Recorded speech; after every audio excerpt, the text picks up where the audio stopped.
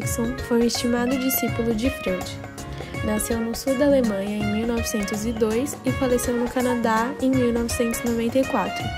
Embora não tivesse formação acadêmica, Erikson foi um psicanalista brilhante e destacou-se também em outras áreas, como a antropologia e a educação. A teoria do desenvolvimento psicossocial, criada por Erikson, é conhecida também como teoria pós-freudiana, e muitos consideram que ele realmente ampliou, em vários aspectos, as teorias originais de Freud. A teoria psicossocial de Erikson compreende que a identidade se desenvolve durante toda a vida, sofrendo mudanças mesmo após a adolescência. Esse desenvolvimento se dá em estágios, e cada um envolve o que Erikson chamou de crise de personalidade. Essa crise pode ser compreendida como um dilema psicossocial que emerge e determina a fase da vida, obedecendo a um cronograma maturacional, que deve ser satisfatoriamente resolvido para o desenvolvimento de um ego saudável. Segundo Erikson, cada estágio requer um equilíbrio entre uma tendência positiva e uma tendência negativa correspondente. A qualidade positiva deve ser dominante, mas também é necessário um pouco de qualidade negativa para um desenvolvimento ideal. Diferente de outros teóricos do desenvolvimento humano, Erikson não teorizou sobre o modelo ideal da educação. Contrário a esse pensamento, o pesquisador avançou ao compreender que a cultura influencia diretamente no desenvolvimento do ser humano e que cada sociedade elabora um modelo educacional com conhecimento e técnicas mais adequado à sua manutenção de sobrevivência. A fase escolar de 6 a 12 anos é marcada pelo estágio de domínio versus inferioridade, ou fase de latência. É onde a criança busca desenvolver habilidades e busca por competências. A criança nessa fase encontra-se mais aberta aos ensinamentos e com um terreno fértil para isso. Representa, num primeiro momento, em que a criança é introduzida na sociedade, devendo respeitar as regras do novo grupo. Os conflitos da etapa do aprender colocam as escolas, os professores e os demais profissionais que lidem com a criança em posição de destaque para ajudá-la a se desenvolver melhor.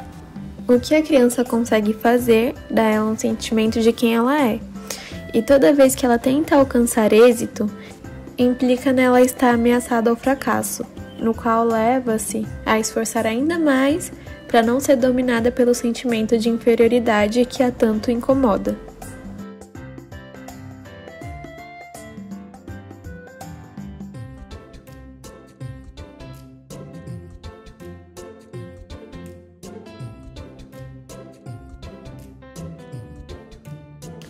Existem dois sentimentos contrários marcados nessa fase.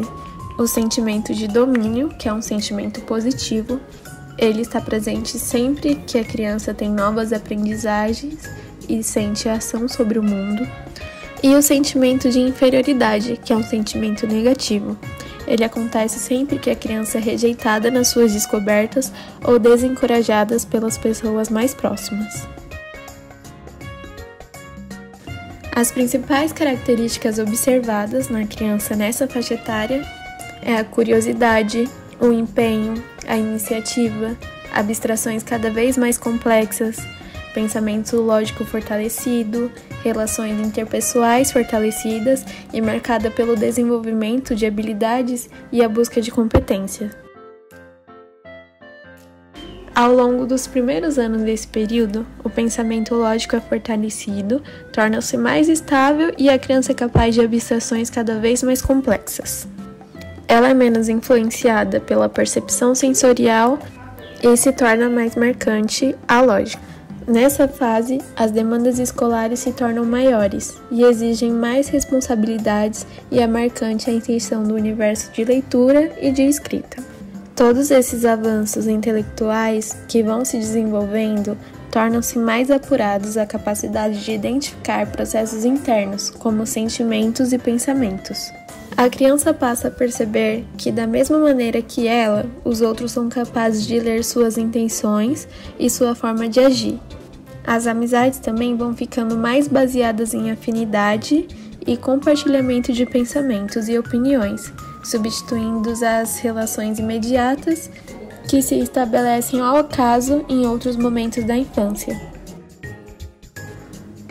Os acidentes mais observados nessa fase são a queda, como mais comum, tanto pela curiosidade como querer explorar seus próprios limites. Acidentes de trânsito, onde o principal motivo é o atropelamento. Acidentes esportivos, pela busca da criança às novas habilidades. Agressões físicas ou psicológicas, não só dentro de casa, mas também de colegas com o aparecimento do bullying.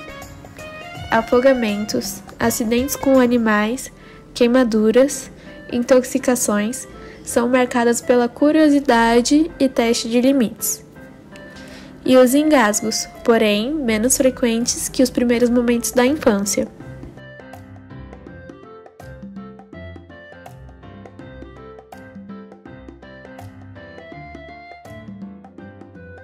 Segundo os dados epidemiológicos, a maior incidência de acidentes ocorreu nos meninos de 5 a 12 anos.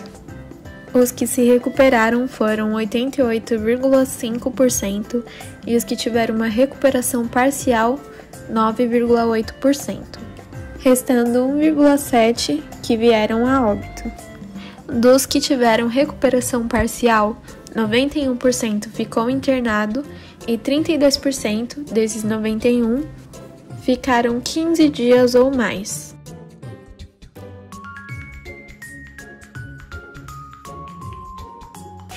O coeficiente de mortalidade é 114,9 óbitos para cada 100 mil crianças. A letalidade é de 8,2 óbitos por 1.000 acidentes. 59% dos acidentes ocorreram na rua. O principal motivo foi a queda, com 36%.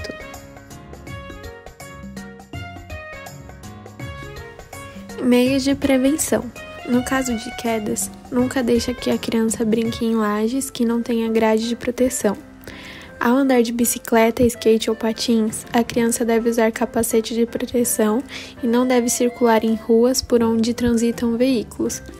Manter a vigilância constante e estar acompanhado de um adulto em escadas rolantes e elevadores. Evitar que as crianças subam em árvores.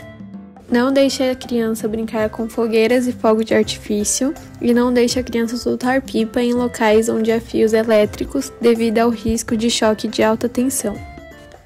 Utilize corretamente para as crianças o assento de elevação até ela completar 7 anos e meio de idade.